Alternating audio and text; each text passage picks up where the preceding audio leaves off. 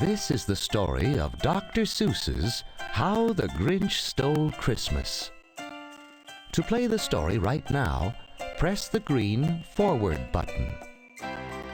If you'd like to read the story yourself, you can switch between the play mode and the read mode by pressing the blue mode button. You can move through the story by using the green forward button and the pink back button.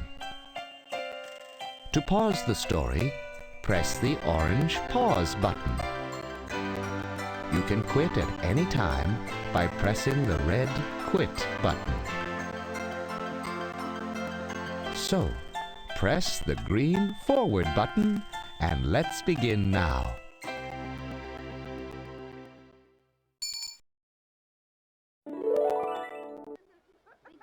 In the whimsical town of Whoville, all the Whos liked Christmas a lot. But just north of Whoville lived the Grinch and his dog Max. The Grinch detested and despised Christmas. Staring down at Whoville, where happy Whos scurried here and there, he bristled. This whole Christmas season is stupid!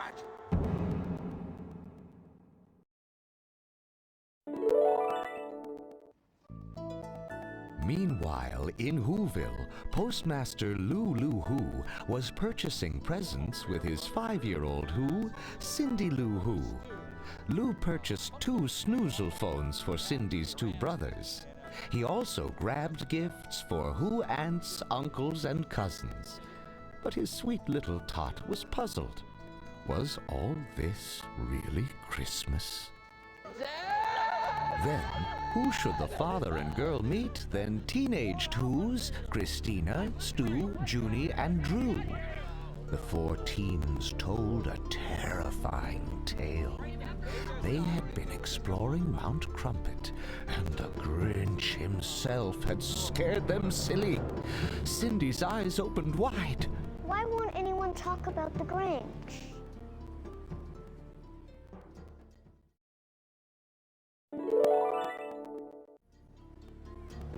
Just saying the name Grinch filled the townsfolk with fear, even though Mayor Mayhew told them not to worry. Still, Cindy wanted to know more. She decided to discover the forgotten facts about the Grinch.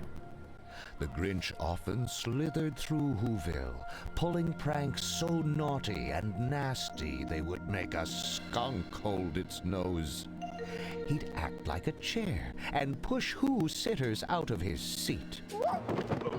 Or he'd roll a ball at the mall to make Who's slip, skip, trip, and flip.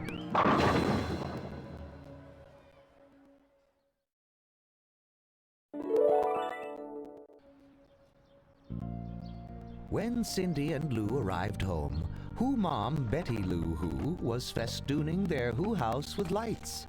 She wanted to win the Whoville decorating contest. This is the year. Betty Lou thought of nothing else during the holiday season.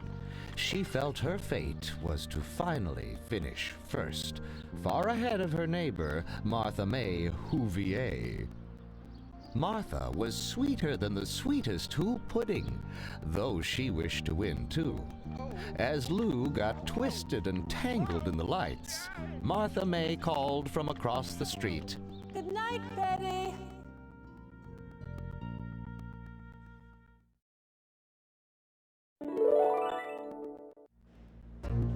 Returning to his cave, the Grinch was happy to behold heaps of rubbish piling up from the town below. For you see, this rancid refuse provided the power for the Grinch's dank dwelling. Beautiful, hey, there's no place like home. Cindy, in her search for Who truth, asked doddering Who biddies Clarnella and Rose about the Grinch's peculiar past.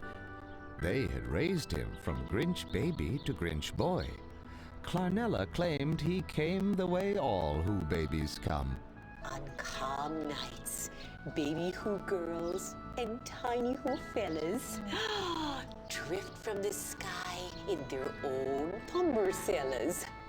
We knew right away that he was special.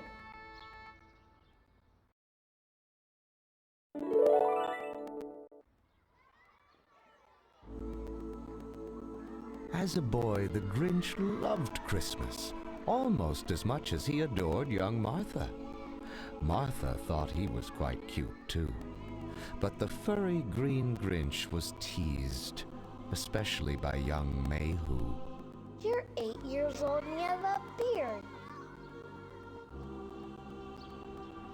Undaunted, the young Grinch began to fashion something special to make Martha merry at the school gift exchange. Tinkering and thinkering, he took some silverware, a bicycle beeper, and other oddities, and made them into an enchanting angel. This will be perfect on the top of a tree.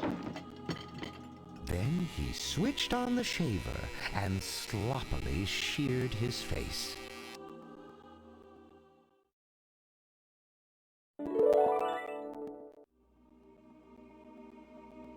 Unfortunately, the Grinch's grooming was grotesque.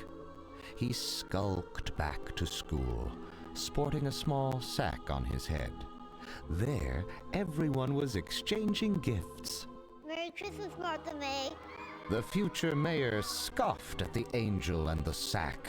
He's embarrassed by that idioter's gift. Teacher Miss Roo-Hoo asked the Grinch to take off the bag. The Who children laughed and leered at the Grinch's horrible haircut until he could stand it no more. He stamped and stomped. He tore and tossed. He shouted and shattered. Stupid Privet! I hate Christmas! He lifted their tremendous tree like it was a twig.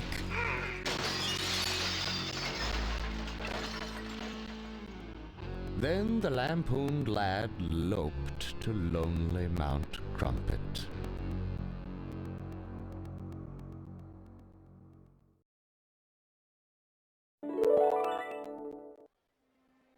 With all this knowledge gnawing at her noggin, Cindy made a decision. As the Who's wondered who their next holiday cheermeister should be, Cindy spoke up. Mayor Mayhew and the townspeople cringed at her idea, but Cindy quietly quoted from the great Book of Who. It goes to the soul at Christmas who needs it most. Little Cindy crept cautiously to the Grinch's cave to invite him. The Grinch greeted her with a growl. How dare you enter the Grinch's lair? Cute but courageous, Cindy was not crushed. She simply stated the information about the Whobration, adding, Martha May will be there.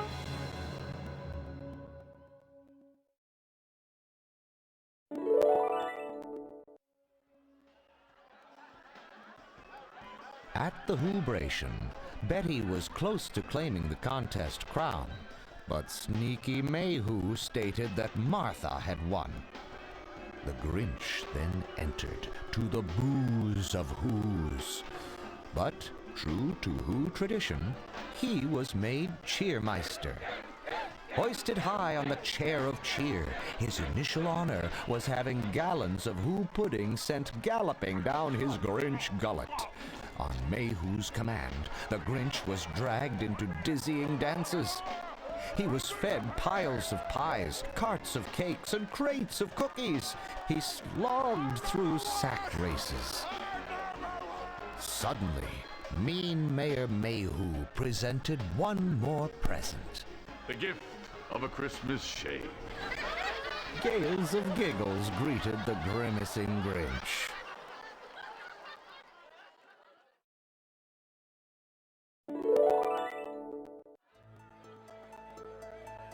Then, Mayhew festooned Martha with fabulous gifts, including an engagement ring. This was too much for the Grinch. Gift, gift, gift, gift, gift, gift. That's what it's always been about. Gifts. Gifts. In his fury, he torched the town tree and blasted back to Mount Crumpet.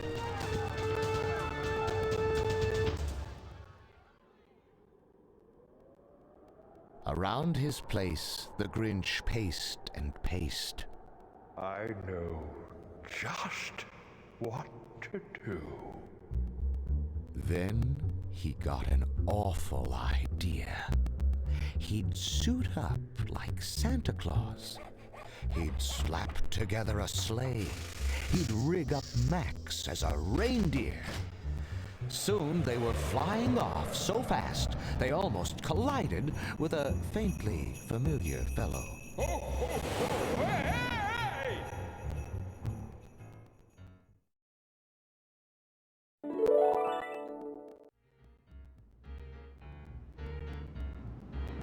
At the first Who house, the old Grinchy Claus grabbed his bags and bounded below. The chimney was more cramped than he'd counted on, but he crammed his body down, getting stuck just once. Soon the Who stockings inside the house were history. The tree was taken, and the gifts were gone. These same horrors happened at every Who house. The Grinch grabbed gifts from bicycles and tricycles to drums and plums. Upon entering Mayor Mayhew's mansion, the Grinch glimpsed the Whoville Cheermeister Award and rightfully recaptured it. He even visited Marvelous Martha's home, making off with the engagement ring from Mayhew.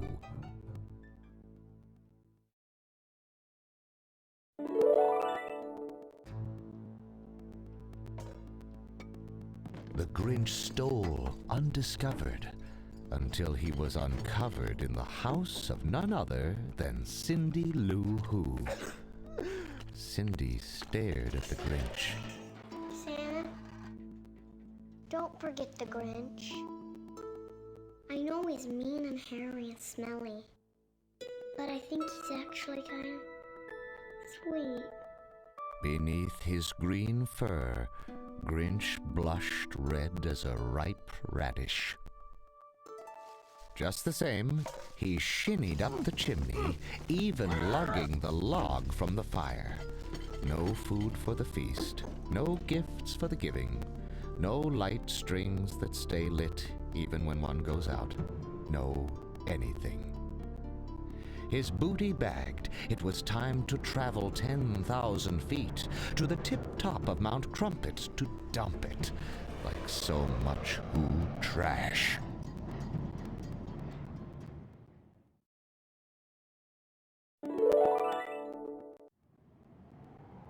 At the top, he lingered to listen for every Who wah and bask in every Who bah.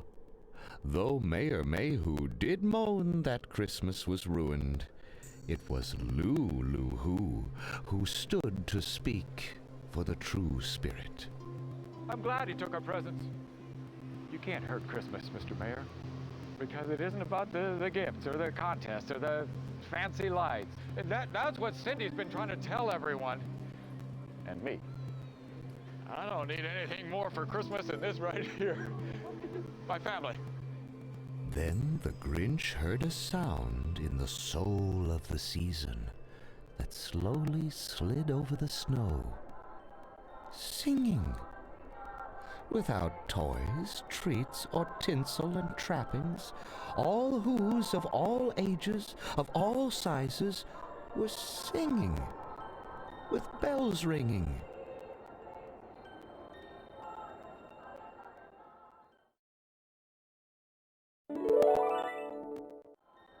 The Grinch had not stopped Christmas from coming. It came swifter, sweeter, and stronger than anyone in Whoville could recall. Just imagine the perplexing puzzlement that now plagued the pondering Grinch. He simply stood still, struggling and straining. How could it be so?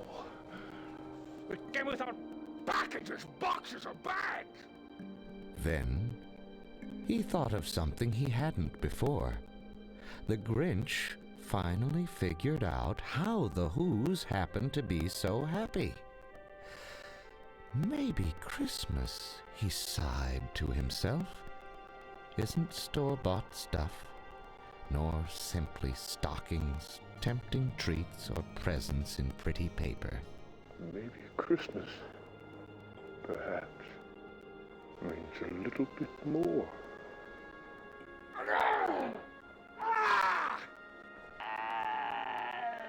Max! Help me! I'm feeling...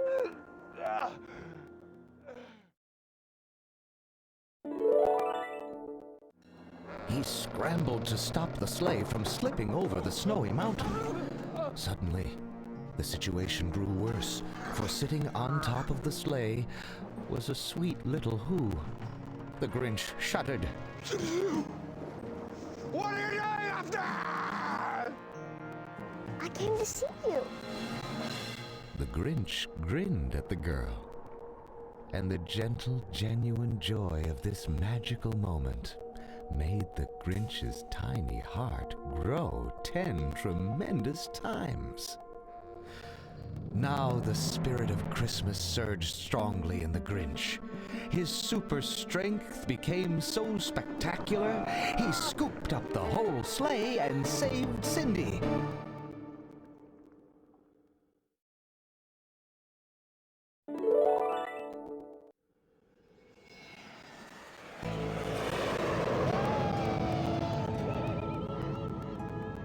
The sleigh whisked back to town like the wind.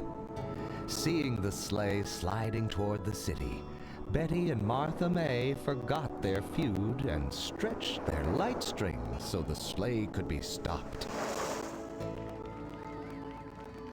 In his soiled Santa suit, the Grinch said he was sorry. And he was fully forgiven by the fair-minded Who's. All the while, Martha was searching the sack on the sleigh.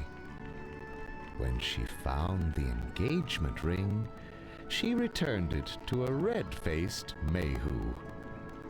Martha stood by her Grinchy sweetheart, who gleefully got all the town lights glowing gloriously again.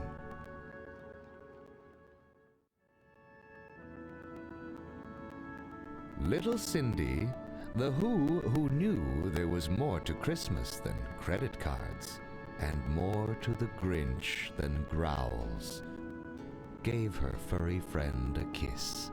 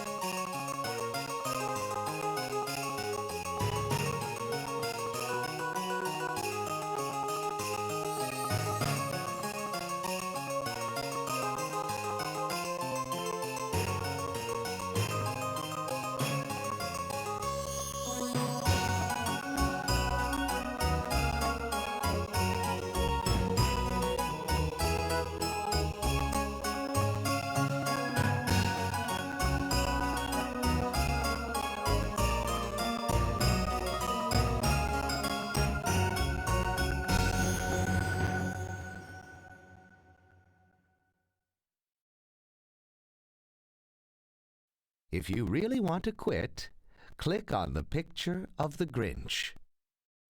To keep playing, click on the picture of Cindy Lou Who.